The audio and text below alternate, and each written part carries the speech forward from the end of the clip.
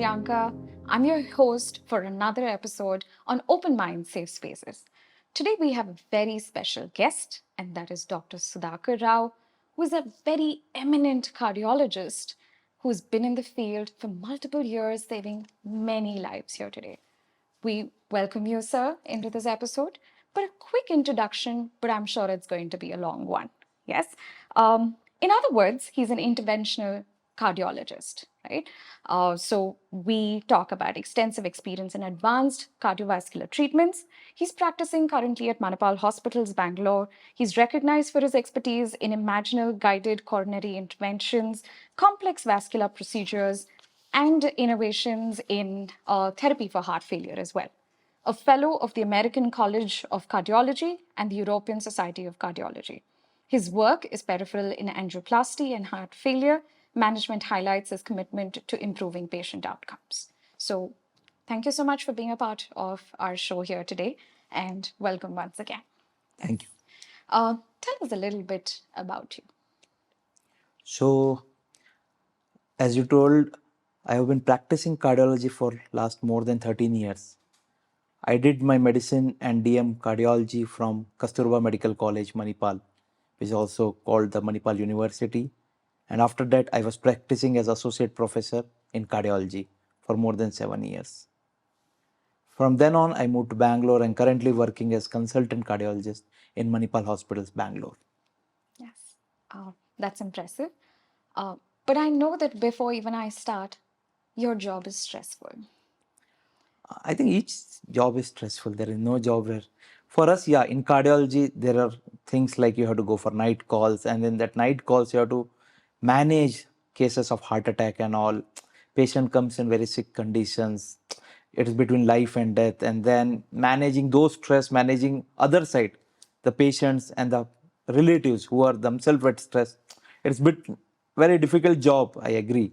But at the end of the day, that is what made us say doctors, and that is why we choose cardiology as our profession. In other words, God is what everybody calls y'all. We feel, I always say to my patient, I treat, God heals. It's just like that. However, when patients are coming to you in such events where, like you said, it's life and death moments, right? Yeah. There are certain important decisions that you will have to make. And do you find that to be stressful? See, our training is like that. We have been trained. See, each training goes through, it's like a stepwise. So you are trained initially to manage you have to take smaller decisions. Then at the end of your training, under somebody's supervision, you have to take further decision. When you are alone, at that time you realize how difficult it is to be in such situation. So it's our training which makes us stronger and stronger over time. And at the end of the stage of our career, we realize that the decisions we make, at least they should be wiser. So see, it's like any doctor or any cardiologist for that purpose. They are meant to save the patient, and we have to make a wise decision to save the patient at that point of time. What made you choose this career? So this is a journey which may be different from other people. When I was maybe in school, that time my father was actually suffering from heart disease. Maybe I was in early school, 6th or 7th class, and then he had a chronic kidney disease and he succumbed to multi-organ disease. So it was that time when I realized that I had to be a doctor. And years and years, I realized that my decision didn't change. When I was in high school, I just chose biology. And then I just took MBBS, and then I took medicine. I knew I had to become a cardiologist. So I had no doubt in my mind that I had to become a cardiologist, because it was the dream of my father, that what disease he had, I had to treat that patients in others. So that is one thing so I was very clear right from the starting that I had to take medicine and I had to take cardiology. So it comes from a very compassionate place as well. Yes. Can you tell us a little bit about your milestones through this journey? Yeah. So right from my school days, I was more of a curricular, and that is what it hurts me the most at present, that I lost extracurricular sports and all, because my passion was more towards learning and curricular thing. So I passed my school, and then throughout my MBBS days I was the best outgoing student. I passed my MD medicine, then even in the DM I was the best outgoing student. I joined as assistant professor and associate professor in cardiology in KMC Manipal, which is currently an institute of eminence. And then, so at each step, one thing which I never had to take a break. And that is what it is very important that, see, when you go through all those, it makes you more and more, you understand, right? You are also like getting accomplished. But I never, it's not like you are getting any, we never take it as a milestone. It's just our journey from I want to medicine to say you're modest. cardiology. Yeah, it's just like that thing. We never take it like that. It's our achievement. It just take it closer to what it's our destination. That's all. Which means you pushed yourself all through from decades to be where you are today. That this is one question actually which comes from everybody, when how many years does it take to become a doctor? It's not about how many years to become a super specialist, maybe a cardiologist. It's almost take 13 years after you join the MBBS. So definitely you cross a decade, and then you have to cross more decades to be accomplished, maybe accomplished cardiologist or accomplished physician. What were you telling yourself to motivate yourself? Because it's not easy. Those number of rigorous hours of study, learning these cases, being thorough with the knowledge and the skill, it's not easy. So, what did you tell yourself at that time? See, when you are in medicine, you don't have to tell yourself. Time will take you. You won't get much time. You just have to. The training, it's like that. You get hardly some few hours of sleep. You get next day again you do a duty. Next day again you have to go for. So it's just like that. It's like every day comes, and then it is like that. Basically, not me. For all the people who do any super specialty, or in that case medicine or cardiology, they learn from their experience. They learn from their good experience, they learn from their bad experience, and then they take lessons from that. Was there an experience that motivated you to keep moving forward? To be frank, each day is like we get a some you do a good case, patient comes out, you're very motivated. Some people do not make it, you feel very guilty, you feel like why I chose this profession, and that for another week you will be very down with some form of that why you were not able to. So it's like every day is a lesson for us, and we learn from each case and how can we be better. It's not easy to be on the other side then. To be on the other side, to be ask me, if you give me an option to be on the other side, it is very difficult to see them, not only the patient, to see even the relatives who really do not know what is happening. For them, they are the layman. They come with their patient, and then they realize it's a patient with a massive heart attack. He may or may not live in the next few hours. And then to come out of that, seeing that patient for multiple days in the ICU, they are just sitting out. Patient is inside for 24 hours, they are outside. They don't know whether what is going on inside, how many days he will be there. So it's like a long process. So it's very difficult to be on the other side. So, which means a lot of patients and caregivers are there, right? So, Right. what makes it difficult in this profession? If you look from my point of view, it's a stressful work. Example, you go in the night 2 o'clock, you do not know the patient who is there, you will be able to save him or not. He will be in a very critical condition. You go, you do your best, but after doing your best also, sometimes they don't make it. So it's like a stress every hour, every day. It's our duties that to make sure that he goes home safely. And not only that, it's their relatives. You have to counsel every time, every hour. And you have to counsel them that they may come out, he may not come out. So what goes on in their mind also is a different thing. So it's like not only it's a my dimension, it's the patient's perspective, it's the relative's perspective that is important. It's a very empathetic journey, also, Yes. right? So, that may also drain you out multiple times. Yeah, to be frank, see, we get drained out not only physically but mentally. I think it's the mental drainage which is more important, because See, we can go take a break and all, but mentally, even if you take a break, you may be remembering the event and what's going to happen in the next event. We are not sure. And how do you cope with it? Uh, Because nobody generally asks a doctor, how are you, yeah. sir? Right? So, how do So you deal with it? people do have different ways of coping with. Some people, like if you ask like any other person, morning walks, going to gym, coming back, spending time with family, some whatever weekend time you get, you spend time with the family. But if you ask most of the people, they may not have even time to do that. So it's like we try to spend time with our friends, talk with them, we discuss our cases, how we could have done better. So that are the few ways, but still the ways will be. I usually I go for a morning walk at least half an hour. After coming back, I spend time with my family, my daughter, and that makes us that key. Okay, tomorrow is another day, so let's give our best. What is the most rewarding aspect of your career? As I told you, we see a lot of patients with heart attack. Most of them we are able to save, and few of them we are not able to save. Whenever a very young person comes with a heart attack, maybe in his early 20s or 30s, in a very critical situation, stays in ICU for very long, and then goes home, that is one thing which makes us happy. And even we feel, we see a happiness on their face and their relatives' face. So that is the most rewarding thing. A person whom you realize that you have given multiple CPRs and you do not know whether he'll be able to come out or not, and fourth day or fifth day you see he's going home. So that is the most rewarding home. To take out somebody from the mouth of life or death and making sure he goes home and he comes back in the next month and smiling. So that is something.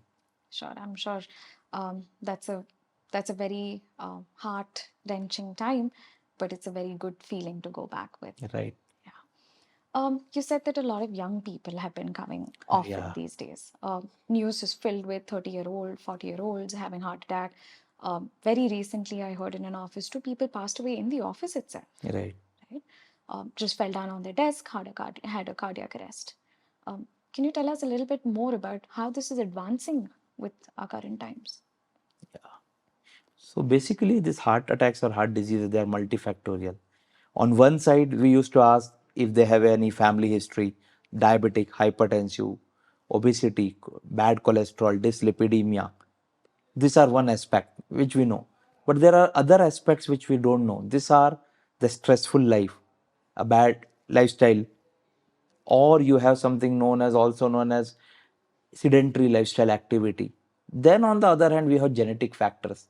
You will be hearing a lot of people do a lipoprotein A, homocysteine, apolipoprotein. These are the newer genetic things.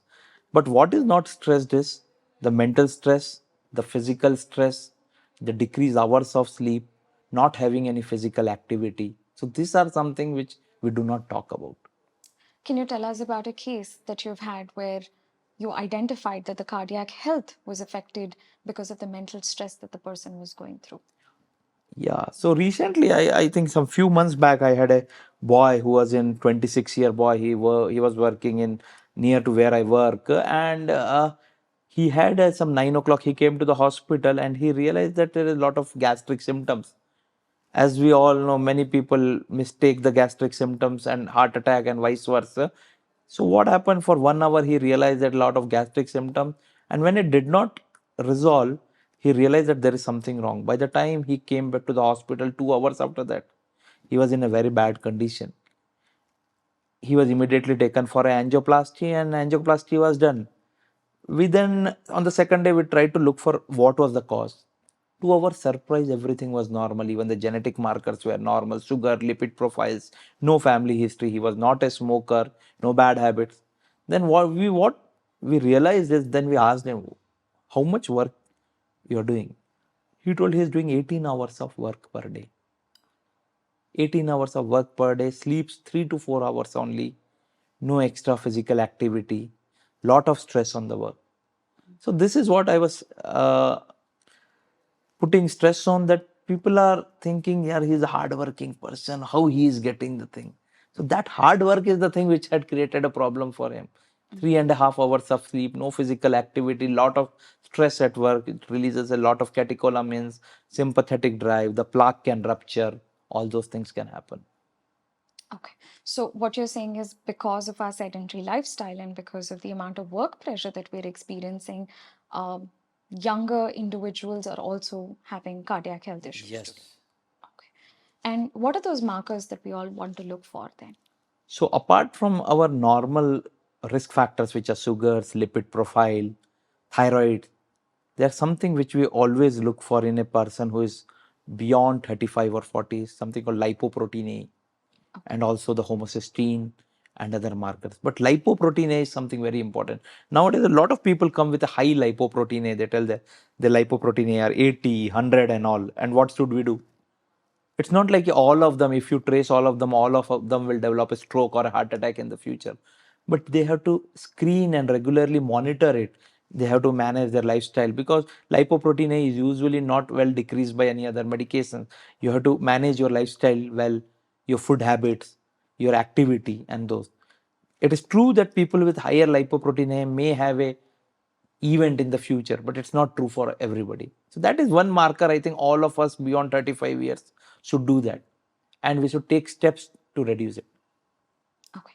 Any other test, routine, checkups that we must all consider? If we always tell beyond 45 it is mandatory to do a health checkup including a echo and a treadmill test, and people who have an early family history of premature death or premature angioplasty or bypass surgery at an earlier age, maybe beyond 30 or 35, they should get a treadmill test at least with the other risk factors like lipoprotein A, fasting sugars, lipid profile, to make sure they are not affected with any of this disease at a younger age. When somebody has a genetic loading or a hereditary of poor cardiac health in the family, when do they have to start testing themselves? Maybe as early as 30 years. Okay. They should first look out for the risk factors. Go, if any risk factors are problem, go out for a treadmill testing. In some of these people, we also ask for something known as CT coronary angiogram, which is a non-invasive test which can tell the how much calcium and cholesterol is deposited around the arteries. Because if you find a disease at an earlier age and you start treating it, you may prevent another event in the future. That's very interesting. So when we do that, Yeah. what are the other measures that we have to take? We get these tests, we test negative, but what are the preventive measures you think we can take here? So, as you told, it's prevention is the best thing, and when you call prevention, it means to it can be a primordial, primary. So it's at the before you get your risk factors. Sometimes it is very difficult to stop the risk factors, but if you control a risk factor, like you manage your fasting sugars less than 100, you manage your blood pressure less than 130, your LDL cholesterol less than 100, you manage 150 minutes of walking per week with brisk activity, jogging, any other forms of activity, yoga, meditation. I think if you do this, the chances of getting an event in the future are significantly reduced. We've seen celebrities, we've seen fitness freaks, we've seen people who are very uh, good with their physical health also have cardiac arrest. And one of the celebrities we had lost a couple of years ago was Puneet Rajkumar, Right. right? What are the factors that may have affected somebody who's also into fitness and who's having a cardiac arrest? Yes. So as I told you, beyond we think people are physically fit, but it's also the amount of mental stress those plays an important role. Plus, we see a lot of people, gym goers nowadays, who have a sudden cardiac arrest. Yes. What we don't realize is, see, people may not know what is happening inside the heart and they get involved in heavy physical activities. So nowadays, most of the gym goers, if they have any form of risk factors, any family history, we always ask them to do few tests like an electrocardiogram basic or a echo or a treadmill test, because we do not know if you have some amount of cholesterol deposition in the artery and you go for a heavy gymming, that cholesterol or a plaque can rupture and cause a massive heart attack. In some people also there are other diseases like cardiomyopathies. It is called hypertrophic cardiomyopathy, where they can have a sudden cardiac arrest or a cardiac death. So most of them may not know whether they have an underlying those disease. There are also some genetic disease called as channelopathies, which are rare but can happen. So it's not always the heart attack which cause sudden cardiac death in this. Diseases like cardiomyopathies, channelopathies, and genetic disease can also have. So it's always better for a gym goer or people who are involved in long marathon runner or long being physically, they want to get some form of basic cardiac testing before they are involved in any of this. So we may want to consider genetic hereditary factors. We may want to consider our sedentary lifestyle. We want to consider stressful factors that are affecting our mental health. And even if we are on our own fitness journey, it's important to get these biomarkers tested. Definitely. Now let's shift to this mental health and cardiac health. Right. Me as a psychologist, I have seen thousands of cases and patients where we know there are multiple aspects that are affected. One is anxiety. Yes. The other is the choice of addictions. Now, we have often understood and known that those who consume excessive alcohol, those who are coping with smoking cigarettes, can have, example, fatty livers, enlarged heart. How does addiction lead to any poor cardiac health? Yeah. So when we talk about poor cardiac health, it's the smoking which is the first in the list. Because smoking not only affects the heart, if you say from head to toe, it's all the organs can be affected. Like you see your vascular territory, you can have increased risk of strokes. They can have intracerebral bleeds, heart attack, even the blockage in the abdominal or the lower leg arteries of the leg. Apart from what they can have, like malignancy, cancers of the lung.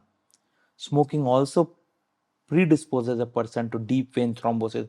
Not only the arterial vessel, the venous side of the vessels can also be involved. So today only I have seen a person who smokes a lot and he present with sudden clotting, 32-year boy, clotting of the veins of the leg. So deep vein thrombosis is one another thing which it can cause. People who smoke are predisposed to the risk factors like diabetes, bad cholesterol, hypertension, those. So risk factors are also increased, which predispose them to cardiovascular diseases. Addictions, apart from the smoking, if you see alcohol mainly involves the muscles of the heart, like as you told, heart failure or cardiomyopathy. People who drink a lot are predisposed to hypertension.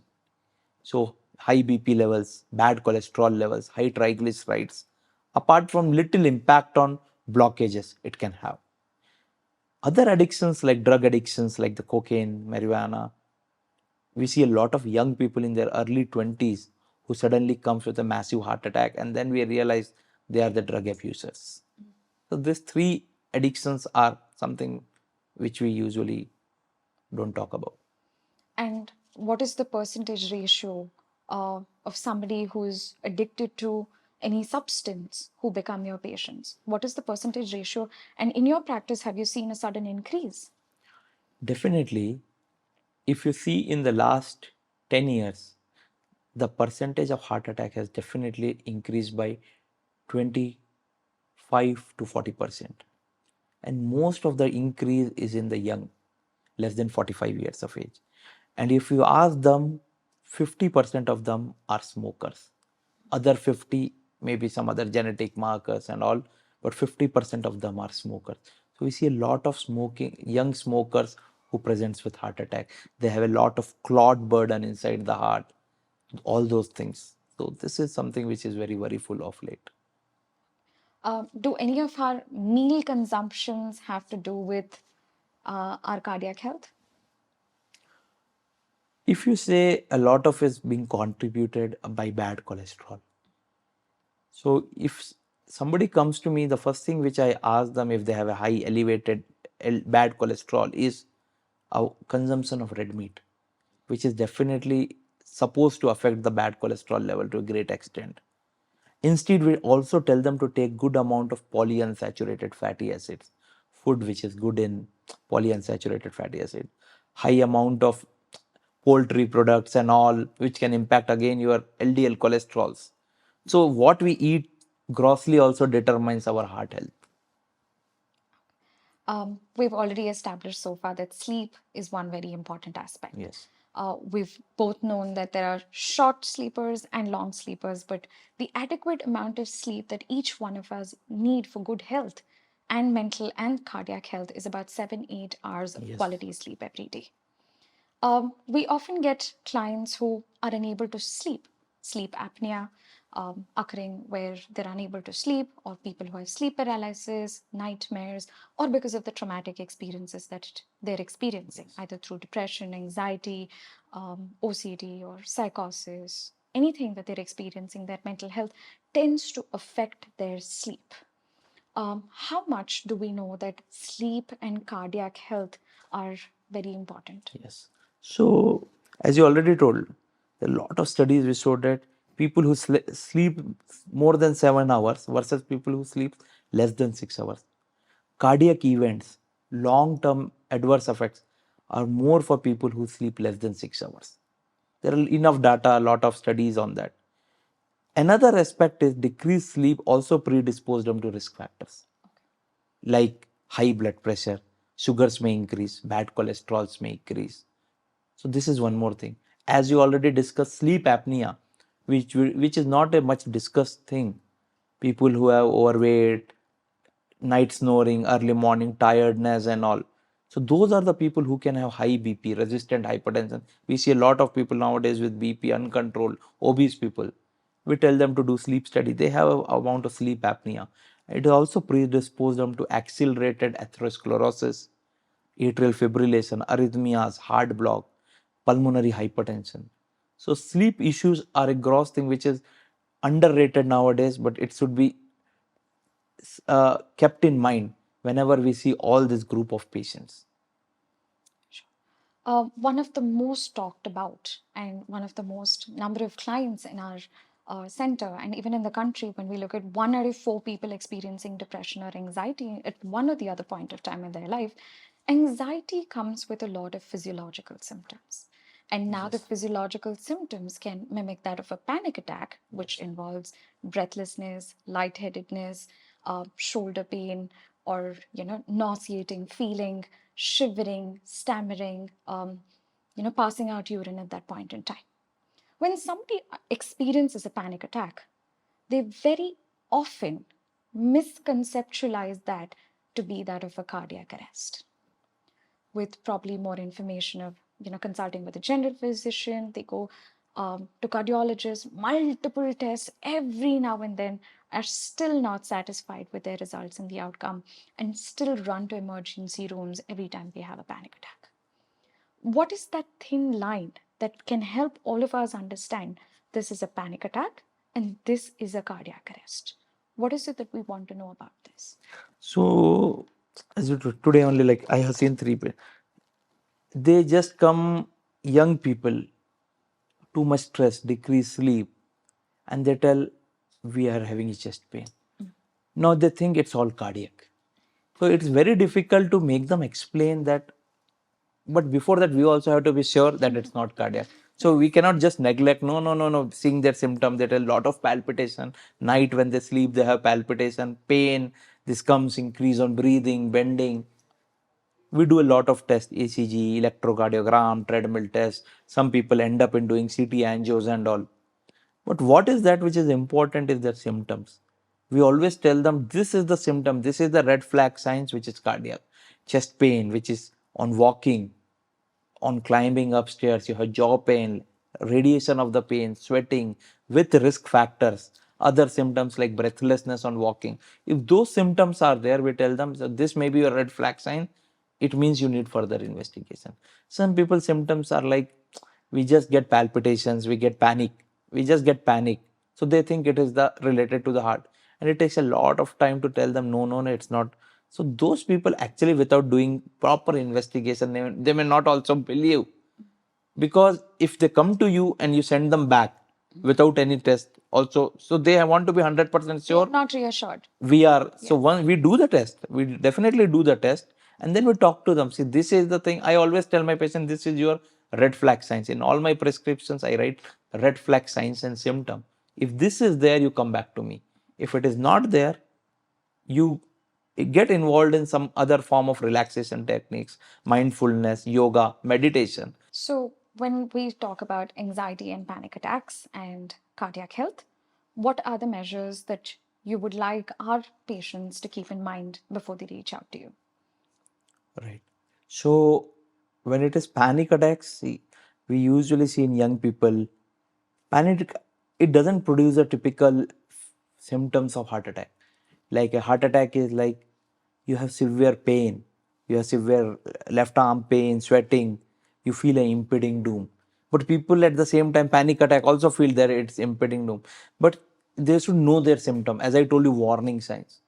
A severe pain which is continuous, central part of the chest, which is not decreasing. You have severe sweating, left arm pain, jaw pain associated with breathlessness at times. So these are the symptoms of, and if you have in the early 40s or 50s, you have risk factors. So if you have that, you should reach out early. Young people in their early 20s without any risk factor, they feel palpitations, they feel some pain which they can point out that I have 1 point pain, positional pain on bending, moving to one side, on breathing. They are usually non-cardiac or atypical symptoms. So, do you also recommend your patients to mental health professionals? Yeah, we do. So, as I discussed long back, in India, unlike the cardiac rehabilitation, this mental health and psychological counseling has not reached a part. Maybe another few years it may reach.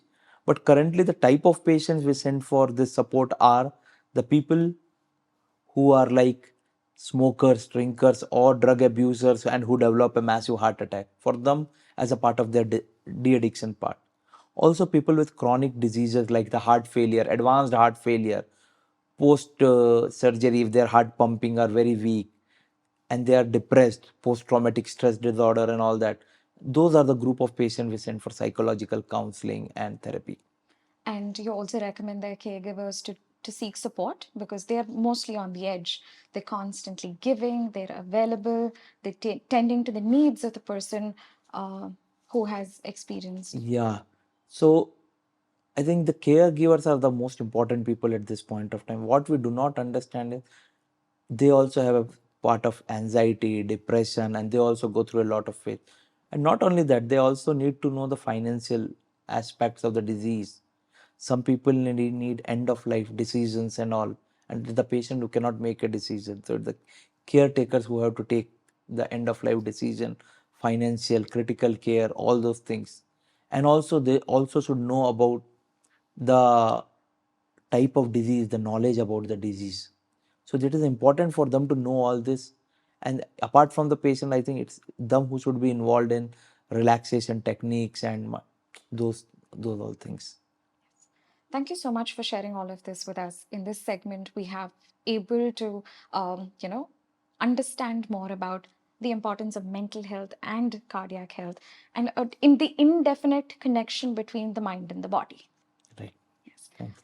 You shared with us some case studies, some experiences, also the advancement that has occurred in the age structure of how people are experiencing cardiac health issues as well. Thank you so much for being here with us today. Wonderful, but we will see you in the next quick segment that we have for all of our audience. Thank you. Thank you.